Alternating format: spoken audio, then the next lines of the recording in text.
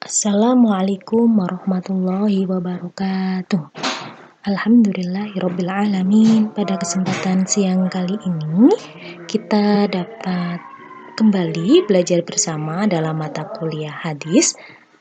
Untuk pertemuan kali ini kita akan mempelajari tentang ulumul hadis.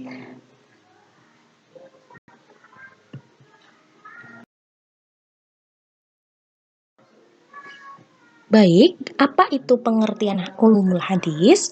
Ulumul hadis secara kebahasaan berarti ilmu-ilmu tentang hadis. Kata ulum adalah bentuk jamak dari kata ilmu. Ulumul hadis dibagi menjadi dua, yaitu ilmu hadis riwayah dan diroyah.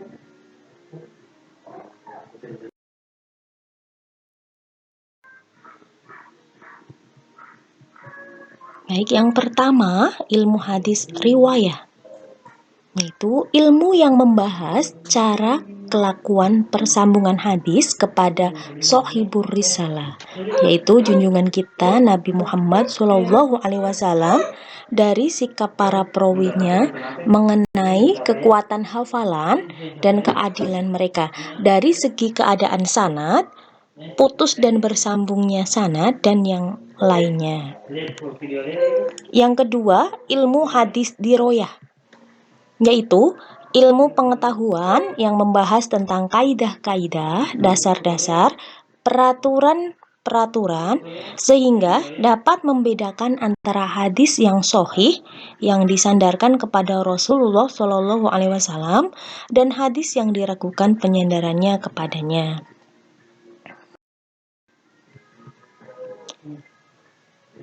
Baik, cabang-cabang ilmu hadis. Yang pertama adalah ilmu rijalul hadis. Itu mohon maaf salah ketik ya, rijalul hadis sebenarnya. Bukan rijalil. Yaitu ilmu yang membahas tentang para perawi hadis, baik dari sahabat, tabi'in maupun dari angkatan sesudahnya. Melalui ilmu ini, kita dapat mempelajari persoalan-persoalan di sekitar sanad, baik para perawi yang langsung menerima hadis dari Rasulullah SAW maupun yang menerima hadis dari sahabat dan seterusnya. Kemudian juga kita di situ membahas tentang matannya ya. Oh ya, perlu saya sampaikan sebenarnya ilmu ini hanya tambahan saja karena kita mata kuliahnya adalah mata kuliah hadis, jadi lebih banyak membahas tentang hadisnya. Kalau mata kuliahnya teman-teman adalah ulumul hadis, nanti banyak membahas tentang ilmu-ilmu hadis. Tapi karena mata kuliahnya hadis, makanya nanti kita sebagian besar membahas tentang hadis. Bahkan UAS dan UTS-nya itu juga kebanyakan hafalan hadis ya, seperti itu. Jadi ini adalah ilmu pengetahuan tambahan saja.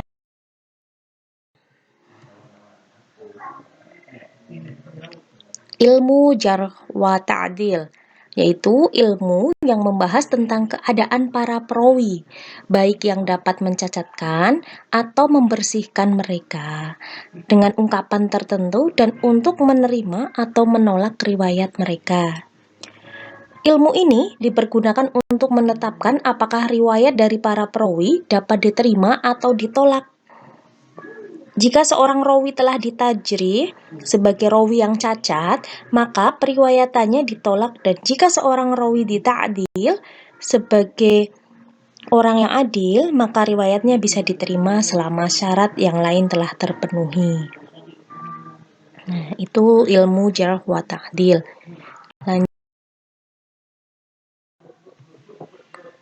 Nah, karena kita tadi membahas tentang perawi ya, kecacatan rawi dapat diketahui melalui perbuatan-perbuatan yang dilakukannya, yaitu misalkan bid'ah, yaitu melakukan tindakan di luar ketentuan syariah. Nah, kalau membahas tentang bid'ah, itu berbeda pendapat ya para ulama. Nah, kalau saya pribadi atau beberapa orang juga atau beberapa teman-teman di sini tentunya saya mempercayai adanya bid'ah hasanah dan bid'ah sayyi'ah. Kalau yang sayyi'ah tidak boleh dilakukan. Kalau yang hasanah, bid'ah demi kebaikan, itu boleh saja dilakukan gitu.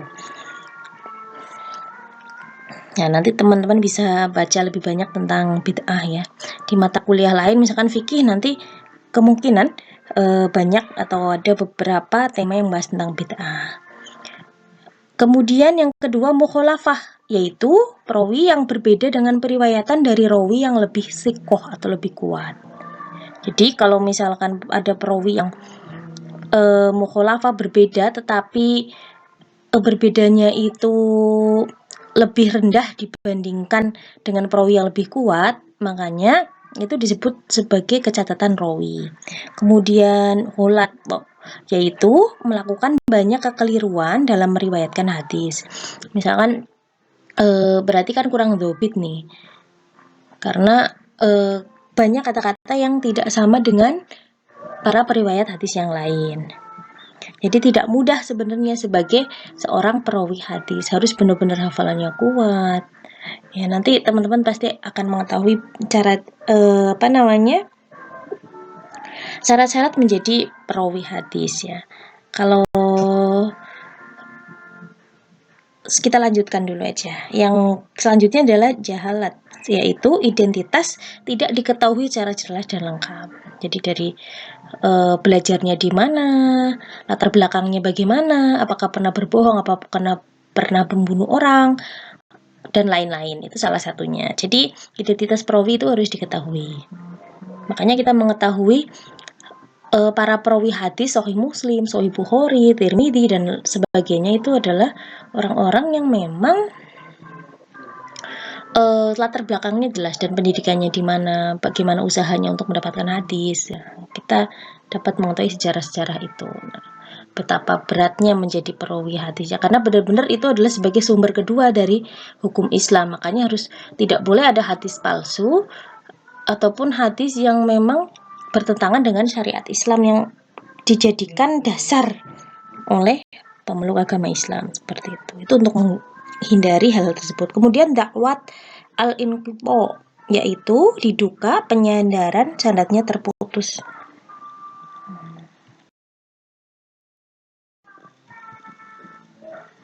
Syarat yang harus dipenuhi oleh seorang yang menjarh wa ta'dil dan menta'dil perawi adalah, jadi syarat yang harus dipenuhi oleh seorang yang menjarah dan menta'dil perawi, yaitu berilmu pengetahuan, takwa, waro, yaitu menjauhi perbuatan maksiat, subhat, dosa-dosa kecil dan makruhat, jujur, menjauhi sifat fanatik terhadap golongan, mengetahui ruang lingkup ilmu jarh wa ta'dil. Jadi tidak sembarang orang bisa melakukan jarh wa ta'dil terhadap perawi hadis. Jadi memang orang-orang yang memang sudah ahli dalam bidangnya. Saya pribadi pun tidak bisa. Misalkan tiba-tiba mengatakan, oh perawi itu misalkan hadisnya palsu, hadisnya begini, nggak bisa. Harus orang-orang yang memang sudah ahli di dalam bidang hadis. Begitu.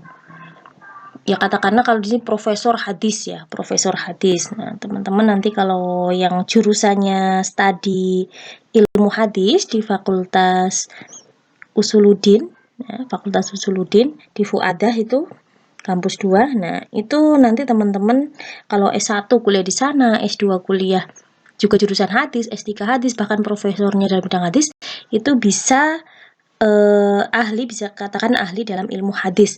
Nah, nanti teman-teman di situ baru bisa menjarh wa ta'dil dan lain-lainnya, dan bisa melakukan ilmu yang misalkan membuat kitab tentang nasi mansur dan lain-lain. Itu salah satu syarat untuk menjadi orang yang ahli dalam bidang hadis. Kenapa harus kuliah S1, S2, S3 ataupun profesor? Ya karena kalau di Indonesia orang-orang yang tidak kuliah itu ya walaupun pinternya banget tidak memiliki ijazah tidak begitu dianggap. Karena apa ya?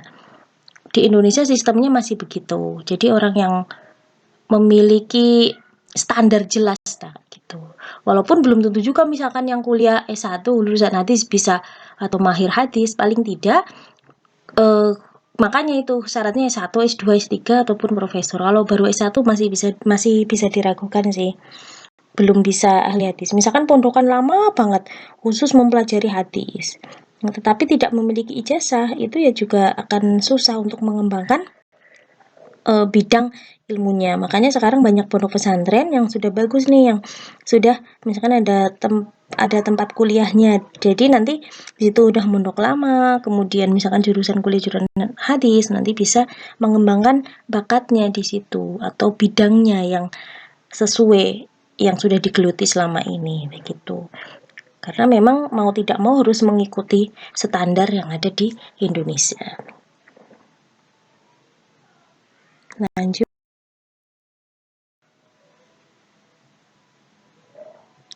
Nah, ilmu tarikh arwah. Ilmu tarikh urwah. Ilmu ini mempelajari tentang para perawi dalam usahanya meriwayatkan hadis. Ilmu ini mengkhususkan pembahasannya dari aspek sejarah orang-orang yang terlibat dalam periwayatan, seperti kelahirannya, wafatnya, guru-gurunya, masa atau waktu mereka mendengar hadis dari gurunya. Siapa orang yang meriwayatkan hadis darinya, tempat tinggal mereka, tempat mereka mengadakan lawatan, dan lain-lain. Jadi misalkan nih ada yang misalkan dulu kisah perawi hadis Imam Bukhari itu kan sampai mendatangi gurunya, rumahnya di mana, belajarnya itu sampai berjalan kaki jauh, naik ke pelosok biar mendapatkan lafal hadis ataupun ketetapan Nabi yang sudah mereka dapatkan itu dengan memang benar-benar kepada langsung guru utamanya begitu. Jadi tidak hanya mendapatkan dari guru yang ikut kajian itu, tapi juga mendatangi ke pelosok-pelosok menanyakan bagaimana gurunya, kebenaran gurunya. Makanya itu hadisnya itu sampai sekarang itu sangat fenomenal, masih digunakan sampai saat ini.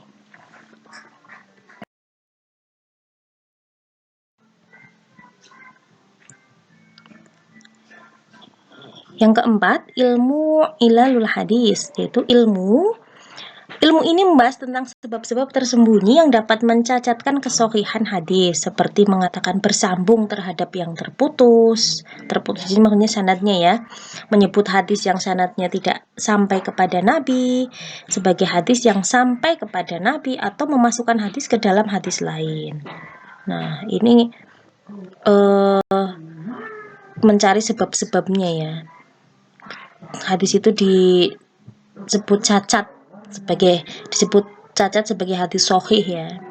Yaitu karena mungkin sanadnya terputus, tidak nyambung. Dan juga memasukkan hadis lain terhadap hadis lainnya lagi. Seharusnya misalkan hadisnya sahih malah masuknya ke hadis yang lain kayak gitu. Atau juga misalkan lafal hadis A dimasukkan ke lafal hadis B. Nah, itu kan salah satu bentuk kecacatan sebuah hadis.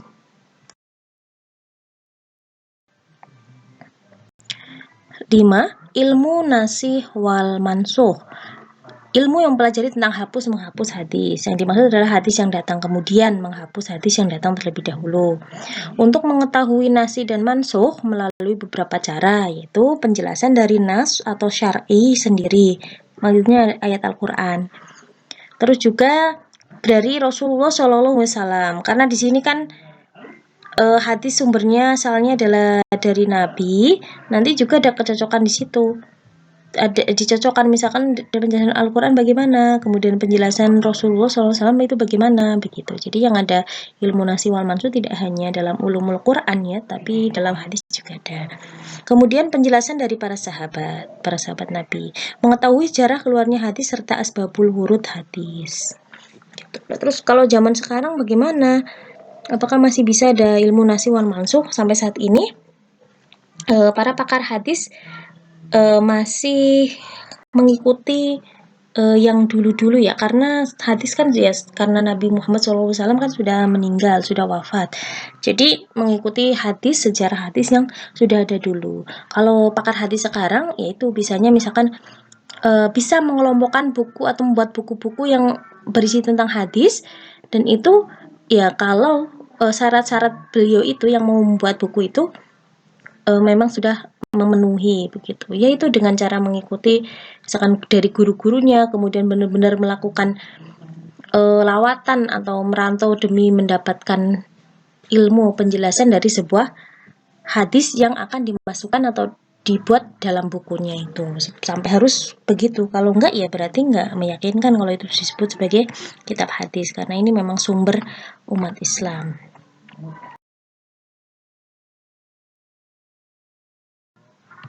Selanjutnya, ilmu asbabul wurudul hadis. Asbabul wurud, sebab-sebab turunnya hadis. Kalau dalam hadis ya. Kalau ilmu ini yaitu untuk menganalisa lebih dalam suatu hadis berkaitan konteks historis, baik berupa peristiwa-peristiwa, pernyataan-pernyataan atau lainnya yang terjadi pada saat hadis itu disampaikan oleh Nabi Shallallahu Alaihi Wasallam. Ilmu ini berfungsi sebagai alat analisa untuk menentukan umum khususnya suatu hadis, mutlak atau muqayyadnya, nasi atau mansukh, dan lain-lain. Nah, sebab turunnya hadis, nah, sejarah turunnya hadis itu juga harus dikaji. Makanya bagaimana dengan hadis yang tidak ada sebab turunnya? Kan tidak semua hadis itu ada asbabul wurudnya. Nah, itu para penulis hadis, misalkan Syekh Imam Bukhari itu dengan melihat kondisi sekitar yang ada pada waktu itu, pada masa itu. Nah, jadi Imam Bukhari itu mengadakan lawatan, misalkan sampai merantau lama kemanapun demi mendapatkan sebuah hadis yang sahih, makanya disebut Sahih Bukhari.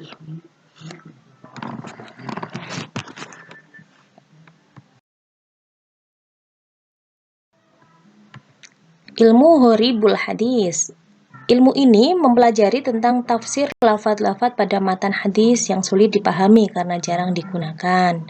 Beberapa cara dalam menafsirkan yaitu menghadapkan hadis yang matanya mengandung lafadz gharib dengan hadis dari sanad lain yang tidak mengandung lafadz gharib pada matanya. Jadi, hadis itu siapapun itu yang mengeluarkan hadis atau yang meriwayatkan hadis itu kan lafadznya sama, walaupun pada inti lafadznya berbeda-beda, mohon maaf. Walaupun pada intinya itu sama, itu lafadznya bisa berbeda-beda atau bahkan sanadnya itu berbeda gitu. Karena memang gurunya berbeda. Tetapi nanti ketemu di sanadnya yang ujungnya atau sanad yang pertama mulai dari Rasulullah ya, sampai ke periwayat utama yaitu Rasulullah SAW. Penjelasan dari sahabat, baik yang meriwayatkan langsung maupun yang tidak, yang paham makna lafaz gharib yang dimaksud. Terus penjelasan rawi selain sahabat. Nah, kita kalau untuk ilmu hadis memang lebih banyak merujuk pada ilmu-ilmu yang dahulu ya, bukan ya, lebih banyak taklid daripada mempelajari buku-buku hadis baru atau hadis baru, karena memang yaitu hadis sudah dibukukan ya, sudah ada pengkodifikasiannya. Tetapi untuk saat ini pun banyak para pakar hadis yang memang misalkan, loh ini di bukunya karya Imam Bukhari yang berjudul Sahih Bukhari, kenapa masih ada juga hadis yang tidak sahih? Tapi kok bukunya judulnya sahih? Nah, ada juga yang mempelajari tentang itu sebagai penelitian, baik penelitian di disertasinya atau S3-nya ataupun ketika profesor itu. Nah, itu ada yang kayak gitu, karena ya paling bisanya seperti itu saat ini mengadakan pembaruannya. Kalau melakukan penelitian hadis atau membuat lafaz hadis baru ya jarang sekali saat ini, karena Rasulullah sudah tidak ada, kemudian sahabat juga sudah tidak ada, tabi'in, nah dan seterusnya sampai ke sini itu terlalu jauh sudah pada masa ini, sehingga kalau untuk mendapatkan lafaz-lafaz yang memang benar-benar sahih benar-benar kan susah. Jadi saat ini ya paling kalau sebagai yang pakar hadis itu mengkaji kembali hadis-hadis yang sudah dibukukan itu gitu.